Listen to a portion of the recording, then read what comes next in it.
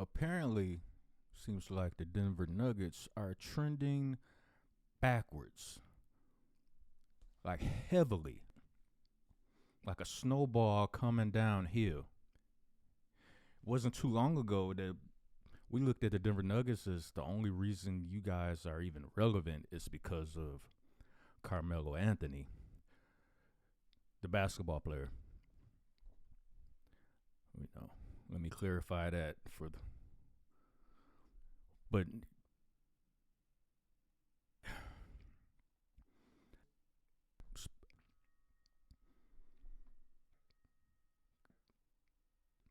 it's almost like they were afraid of the spotlight to the point where they would accidentally, on purpose, make moves or don't make moves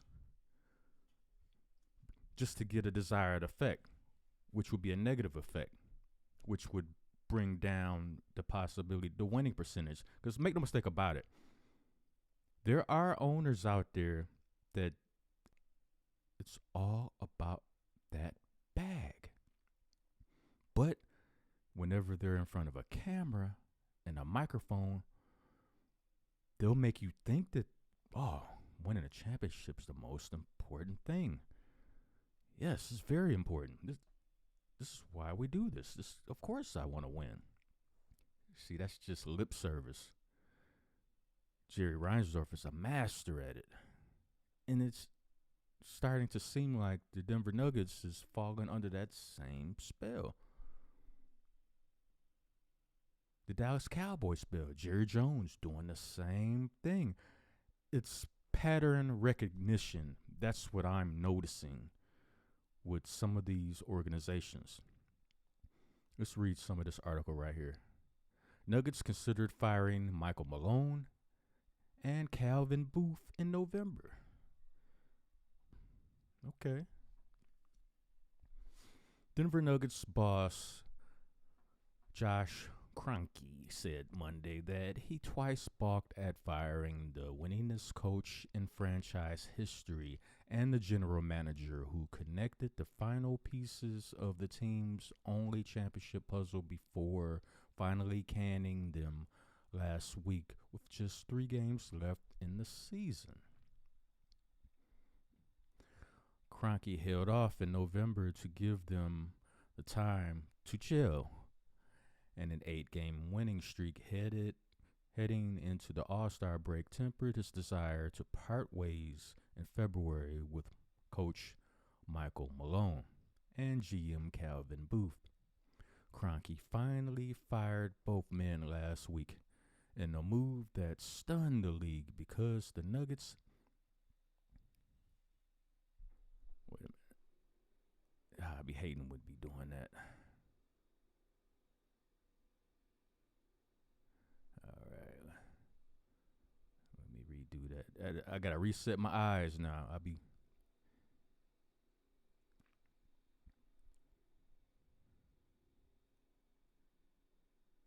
Tempered his desire to part ways in February with Coach Mike Malone. Okay. Kroenke finally fired both men last week in a move that stunned the league because the Nuggets had already secured a 7th consecutive playoff berth and were less than 2 years removed from the city's first NBA championship parade. So what would be crazier? Me doing what I did last week or doing it on an 8-game winning streak? Kroenke asked.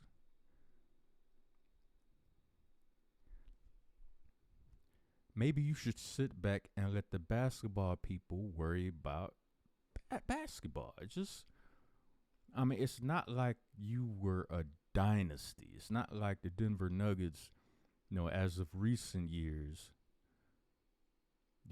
post Carmelo Anthony. It's not like we were looking at the Nuggets like, oh my God, who's going to stop the Nuggets? Good grief.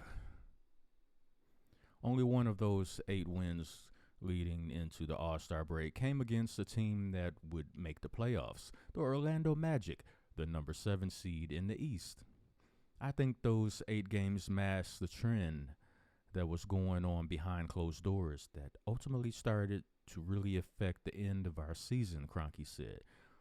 Now, see, that is a key sentence right there. That's a key statement. What the hell is going on behind closed doors in Denver? I mean, y'all barely have a winning culture.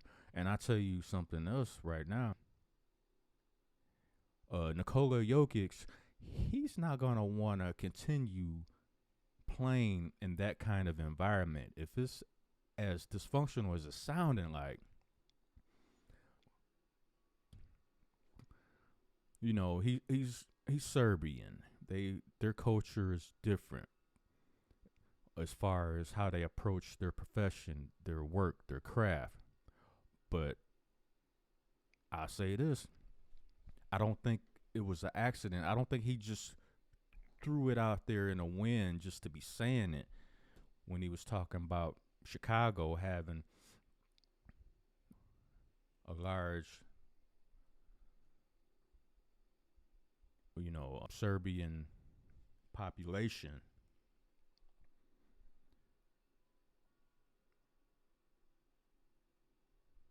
Yeah.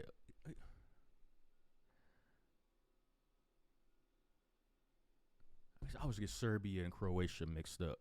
But Chicago has a large population. And he mentioned that, like, the largest population in the country. When he comes to Chicago, he feels like he's going home. So, and his brothers would be all for it because they're close. They know they've been to Chicago with him before. They might even have countrymen. I mean, like direct relatives in Chicago. So when he said what he said, I don't think.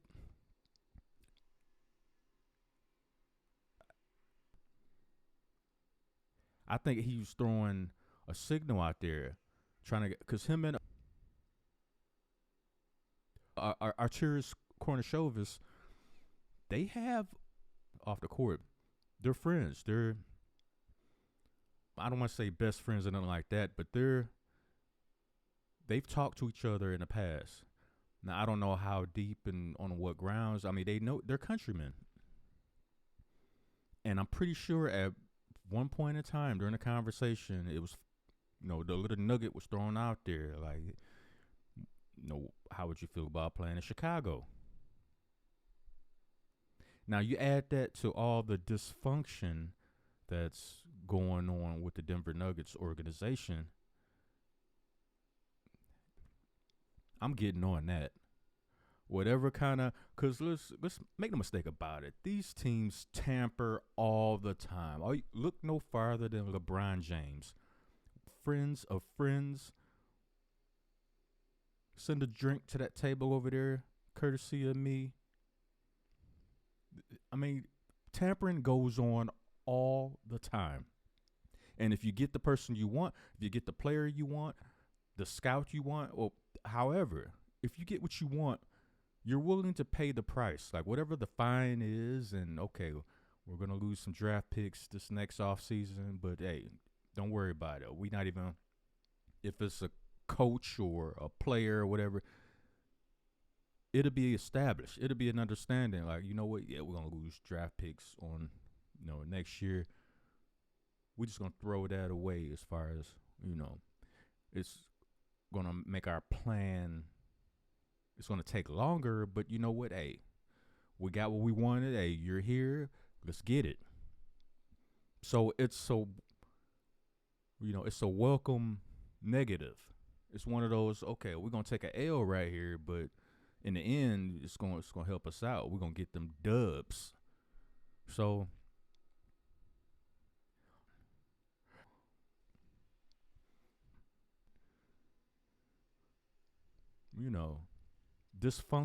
when dysfunction of an organization starts at the top, I mean, you got a serious problem. It's one thing for it to be your GM, your team president, or you got bad scouts or whatever. Then you could be like, all right, I'm axing all y'all out. Flick y'all out the door. You know how you do the finger when you was a kid, you used to thump somebody in the side of the head with take your thumb and bend the middle finger and just let it go and thump them upside the head. You know, it's easy when it's like that. It's like, okay.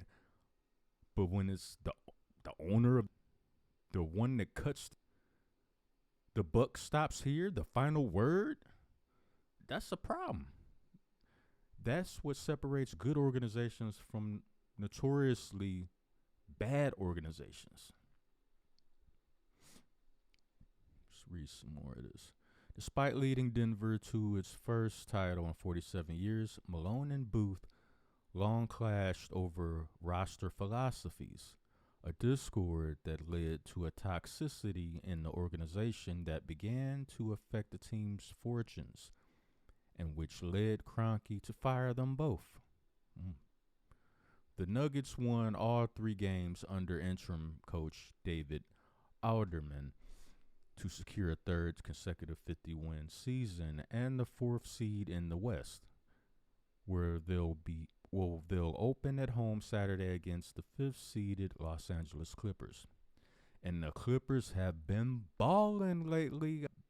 That's not going to be good, I don't think. And if Kawhi, you got to hold him together with a band-aids and a needle and thread and just hope everything works out. But if he's right and he keeps balling the way he's balling, yeah, Denver going to have some stuff to think about. And it's crazy, though, because y'all ain't even been in this type of spotlight that long. And it's because of Joker. And if Joker starts to get the itch that he wants to, and it don't even have to be to the Bulls, it could be to anywhere. If he gets the itch that it's like, yo, it's too much dysfunction going on around here, I need to go somewhere else. I don't want to deal with this crap. Y'all gonna have a serious problem on y'all hands. I mean, because dysfunction has destroyed many great organizations.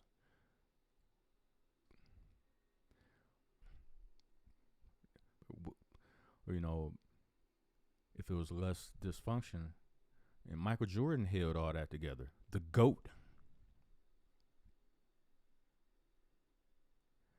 Kroenke also announced he promoted Ben Tenzer to interim GM for the playoff run. Kroenke began his nearly 30-minute news conference, his first since the firings, by praising Malone and Booth. I want to start off by initially just I guess that's saying, but these articles be tripping you up. Come on, editors. It's not staying. Thank you to both Calvin and Coach Malone. And to be frank, neither one of them deserved it. So for that, I apologize. Now, wait a minute. First, you're saying it was a toxic environment. These dudes wouldn't get along. Their ideologies was clashing. Now you're saying neither one of them deserved it.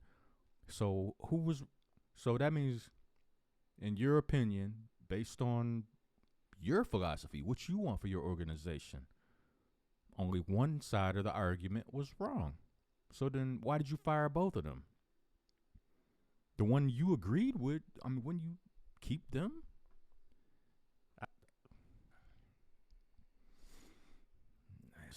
I just don't get it. If I'm missing something, then y'all, jump in the comment section. Let me know. Because I do read the comments. I manage multiple YouTube channels, so I might not be able to comment back right away, but I'll comment back based on opinions and stuff like that. But it's like, what am I? Does it sound the same to y'all? That he agreed with one of them, but not the other one. Because if they were disagreeing with each other and it created a toxic environment, why are you apologizing to both of them? I don't know. Kroenke said he ultimately made the decision to move on from both men with the hope of kind of rejuvenating the energy of the group and reestablishing some positive thoughts before the playoffs. I think we did that over the last 3 games. Still have a long way to go. Oh yeah, Joker considerations. Yeah, he better be considering.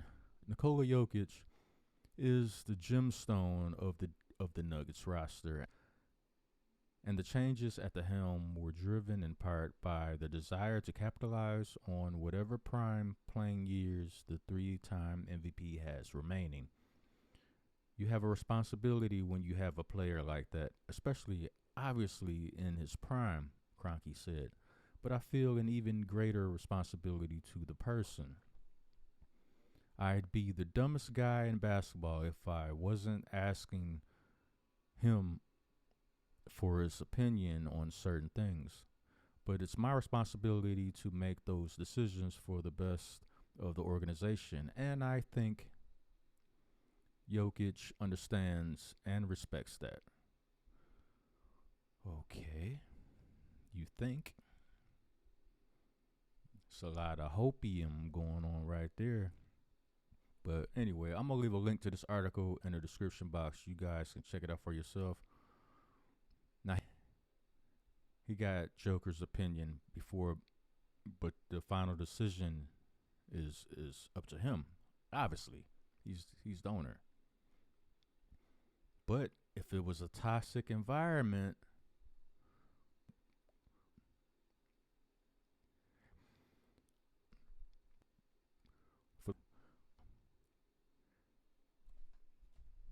you know, let me make sure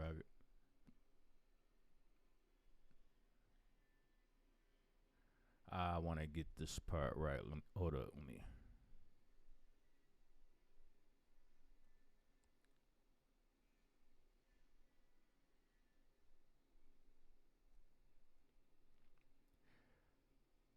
Yeah, I was right. Serbian. Yeah.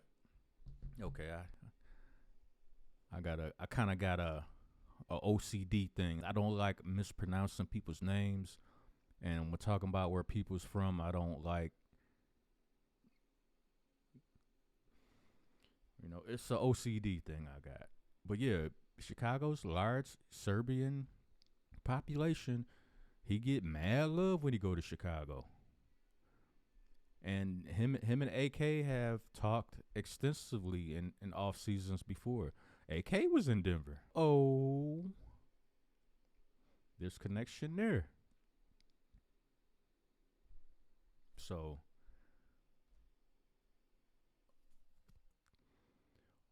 what Kroenke even described as a toxic environment. And if I'm AK, I'm making a move. Like, by now he knows how to tamper without tampering, if you can even call it that. So AK, get the tampering. Bring Joker to Chicago.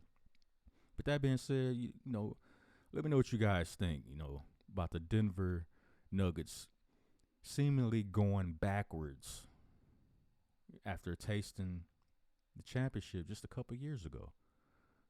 Hit the like button, subscribe to the channel. This is Shy Out of Town Sports.